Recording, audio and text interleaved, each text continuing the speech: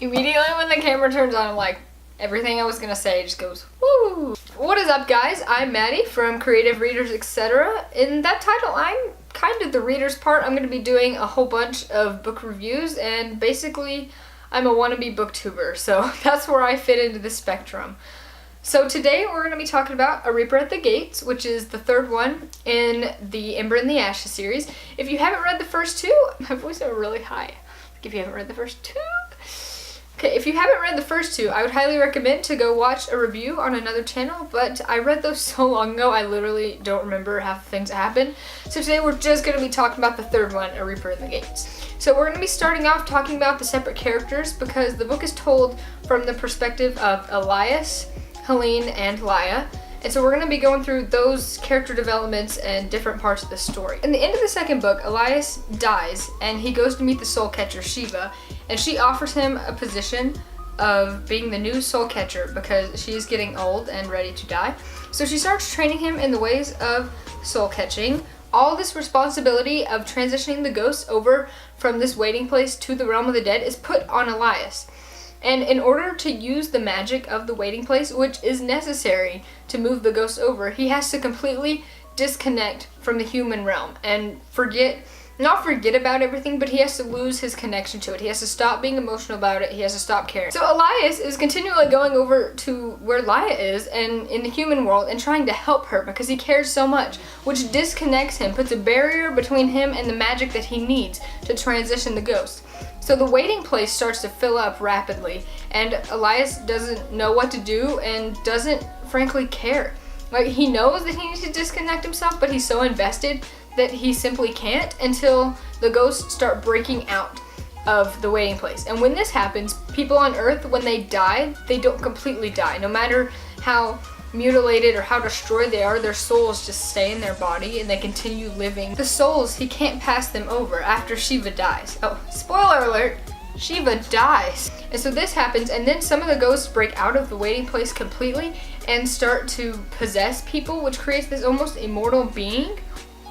And so Elias goes on this journey to try to disconnect from the human realm so that he can figure out how to basically save the whole world, because if the waiting place breaks and all the ghosts get out, the world will be thrown into chaos.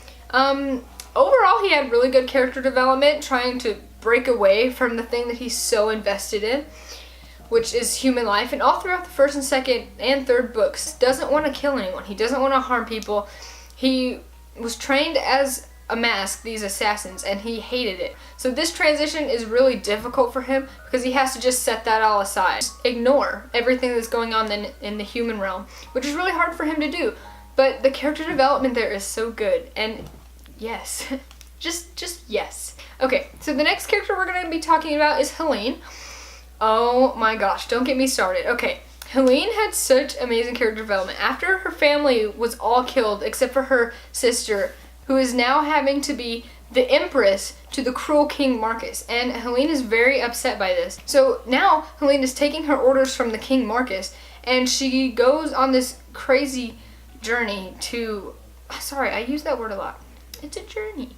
But she goes on this crazy mission to try to defeat the commandant who is trying to double cross everything and overthrow the empire. So Helene goes, and she's trying so hard to defeat the commandant, and finally she does. It's one of those amazing moments.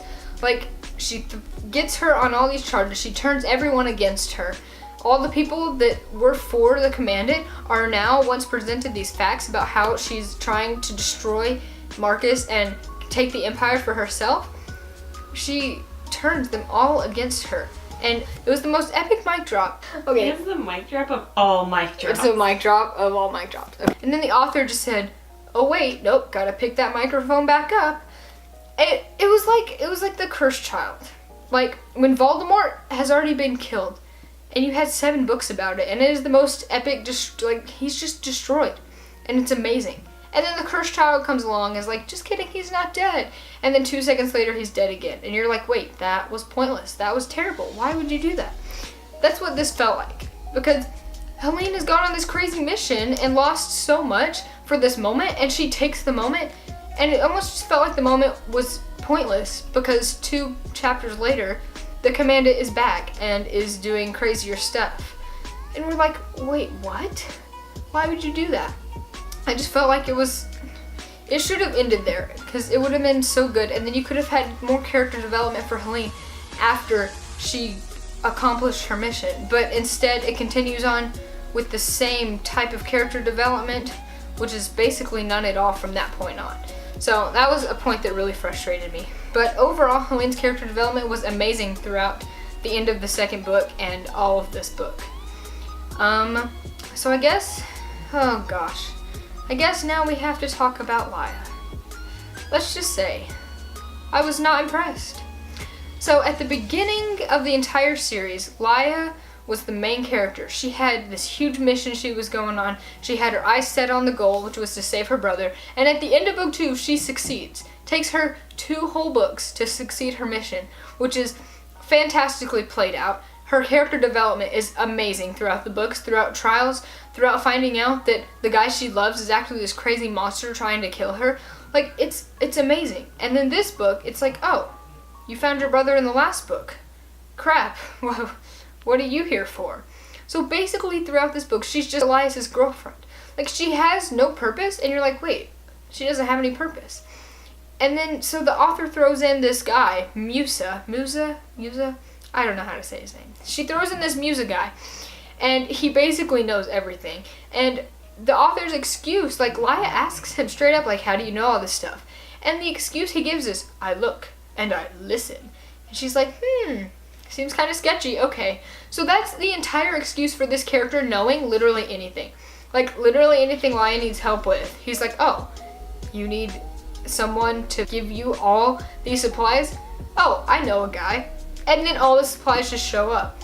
And he's like, oh, you need somebody to, like, get you into this city? Oh, I know a guy. Which, it just felt so forced. Like, that entire character of Musa was only there to give Laia purpose. Like, he says, hey, listen, you need to join the resistance. She's like, no, I don't really want to do that. He's like, you have to join the resistance. And then not 2 chapters, not 2 pages, like 2 sentences later, that's the only thing that her character wants to do, is help the poor people, help the scholars, help the resistance. And I'm like, wait, 2 seconds ago, you didn't want to do that. And now you're like, oh, I want to help everyone. And I just thought it was so forced. And then, okay, the one good part about Laia, about her character development, was finding out that, spoiler alert, that the cook was her mom. Because the cook is this amazing spy, and it turns out to be her mom. And I thought that was a really good plot point, but it still didn't give Laia any purpose. Like, what was she supposed to do? Oh, you're my mom, let's go skip off into this field of meadows and be happy. No, like, it was just, it all felt so forced, and I thought it was poorly developed. Because instead of giving Laia a new issue that she had to deal with, like, with Elias and Helene, they had to do what they were doing, or people were going to be hurt. Like, Elias, he was saving the whole world. If all these creatures got out, then there would have been nothing left. And with Helene, if she didn't do this, her sister would have been killed, she would have been killed, the commandant would have overthrown the whole empire. Like, they both had such important roles in everything that was happening that Laia, I was just underwhelmed with the way that they presented that. Because they were like, oh, well, guess you can join the resistance. She was like, nah. They were like, you should. She was like, oh, okay, that's all I care about now. And I was just like, wait, where was the character development? There was none. Her character development was so good through book 1 and 2, and then this book, it went out the window. Laia had no purpose in this book. She had no character development except for listening to what everyone else told her she should be doing. I mean, she ran in a burning building to find a book. Like, that happened. I don't remember what the point of that was, and I finished this book 2 days ago.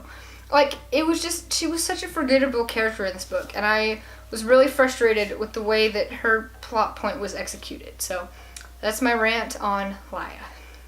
But overall, this book was really good. I really enjoyed it. I'd probably give it 3.5 stars.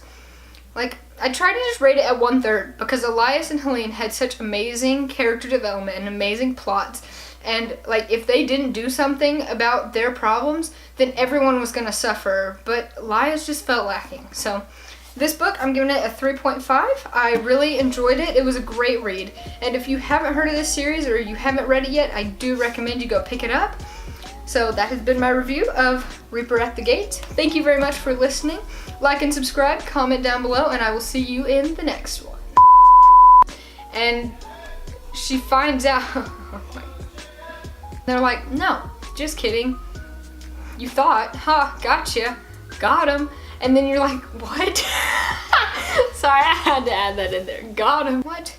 And then it's like a flip is switched. A switch is flipped? What? It's like. You switch that flip. Yeah.